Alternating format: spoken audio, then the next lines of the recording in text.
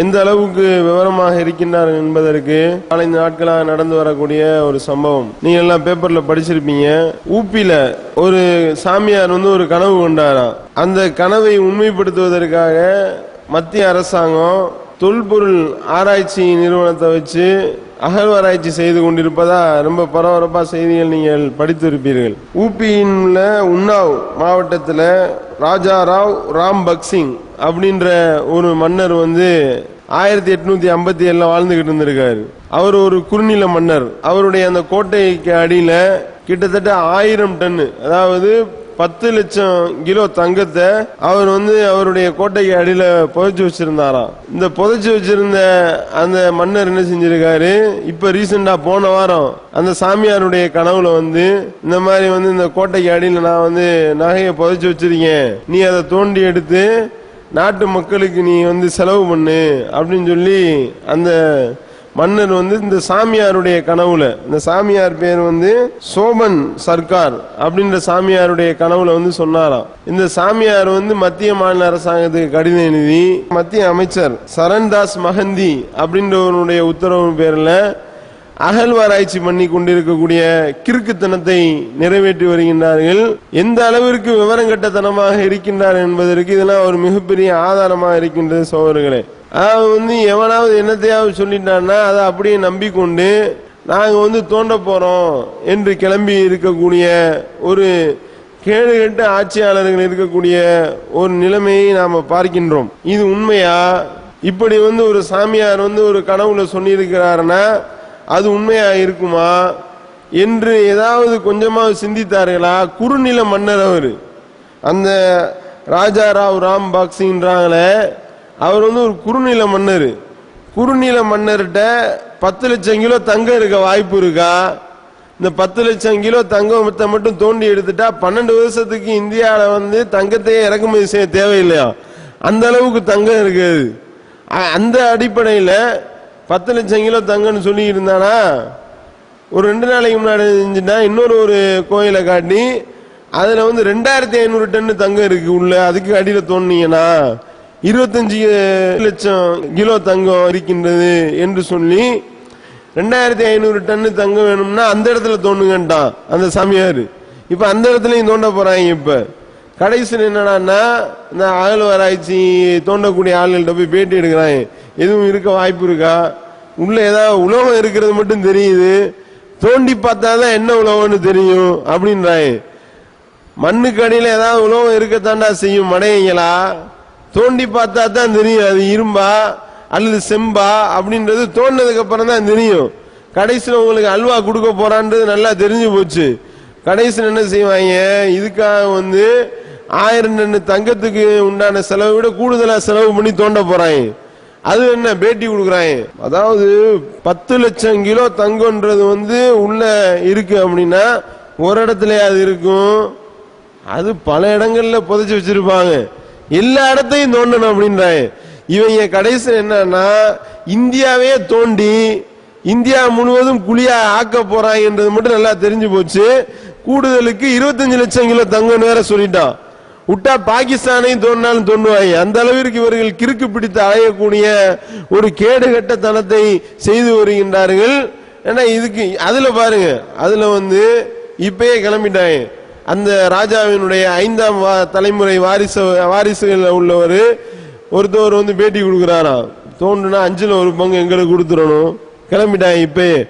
அதோட மட்டுமல்லாம அகிலேஷ் யாதவுடைய அரசாங்கம் இந்த பக்கம் அனில் யாதவ்ன்ற தூதர் மூலமா தோண்டி எடுத்துட்டீங்கன்னா எங்களுக்கு 1 பங்கு கட்டாயம் அப்படின்றாங்க. அதாவது இந்த காமெடி போடுவாங்களா இல்லையா, 2 பேர் லாட்டரி சீட்டை வச்சுக்கிட்டு வெட்டிக்கிட்டு குத்திக்கிட்டு செத்துக்கிட்டு இருப்பான்.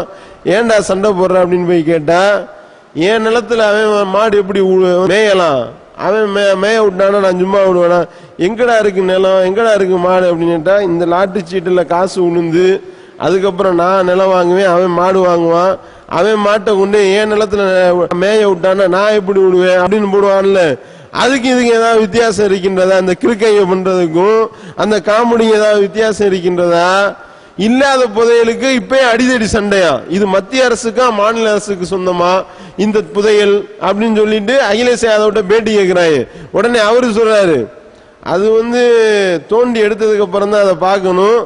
ஆனா தோண்டி கட்டாயம் தங்கம் வரணும்னு நான் விரும்புறேன், அந்த கனவு நினைவாகணும் நான் விரும்புகின்றேன் அப்படின்னு சொல்லிட்டு அவர் ஒரு கோரிக்கை வைக்கிறாரு. இந்த மாதிரி ஒவ்வொரு எங்களுடைய மாநிலத்தினுடைய ஒவ்வொரு மாவட்டத்திலும் இப்படி ஒரு சுரங்கம் இருந்தா நல்லா இருக்கும் அப்படின்னா, அப்ப எந்த அளவிற்கு கிருக்கைகளா இருக்காங்கன்னு பாருங்க. இது எந்த அளவுக்கு போகுதுன்னா, இது கனவுன்ற பேர்ல இவர்கள் அடிக்கக்கூடிய கூத்துக்கள் இருக்கின்றதே அரசாங்கம் மட்டும் தான் நம்புறான்னு நினைக்கிறீங்களா? கிடையாது. நீதிமன்றத்தில் கனவு கொண்டதா போய் சொன்னால் நம்புறாங்க, அதை நம்பி தீர்ப்பளிக்க கூடியவனா இருக்கிறாங்க பாக்குறோம். இதே வருஷம் பிப்ரவரி மாசத்துல டெல்லி ஹைகோர்ட்ல ரவீந்திர பட்டு இன்னொரு ஒரு லேடி 2 பேர் சேர்ந்த டிவிஷன் பெஞ்சில் ஒரு கொலை சம்பந்தமான வழக்கு விசாரணைக்கு வருகின்றது. அந்த வழக்குல ஒரு ஆள் என்ன செய்யறான், ஜிதேந்தர் அப்படின்ற ஆள் என்ன பண்றான், 2008 அரெஸ்ட் பண்றாங்க. எதனால அரெஸ்ட் பண்ணாங்கன்னா, அவங்க அப்பனை அவனே கொண்டான். ஏண்டா கொண்ட அப்படின்னு கேட்டா, அப்பனும் மயனும் ஒரு காளி கோவில்ல வேலை பார்க்கிறாங்க. வேலை பார்த்துக்கிட்டு இருந்த நிலையிலேயே அப்பனை போட்டு தள்ளிடுறான் மயன் 2008 வருஷத்துல. அப்ப வந்து விசாரணை நடக்குது. கீழ்கோர்ட்ல விசாரிச்சா காளி தேவி தான் வந்து கனவுல வந்து எங்க அப்பனை கொல்ல சொன்னாங்க அப்படின்னு அவன் சொல்லிட்டான். எதுக்குடா உங்க அப்பனை கொண்ட, காளி தேவி எதுக்குடா கொலை பண்ண சொல்லிச்சு அப்படின்னு கேள்வி கேட்கிறாங்க.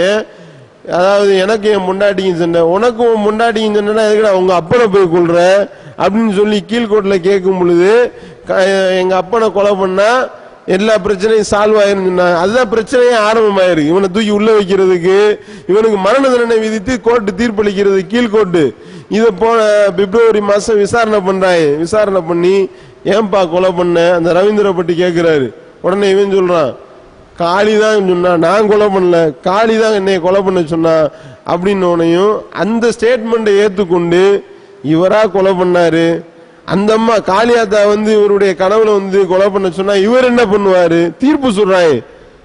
அதனால என்னன்னா, இவருடைய மரண தண்டனைய ஆயுள் தண்டனையா நாங்க குறைத்து தீர்ப்பளிக்கிறோம் என்று தீர்ப்பு சொல்றான்னா எந்த அளவுக்கு விவரமா இருக்காங்கன்னு பாருங்க.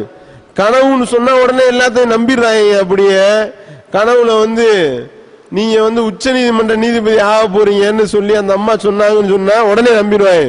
உடனே அவனை விடுதலை செஞ்சா கூட ஆச்சரியப்படுறதுக்கு இல்லை. ஏன்னா இதெல்லாம் அம்புலி மாமா கதையில படிச்சிருப்பீங்க.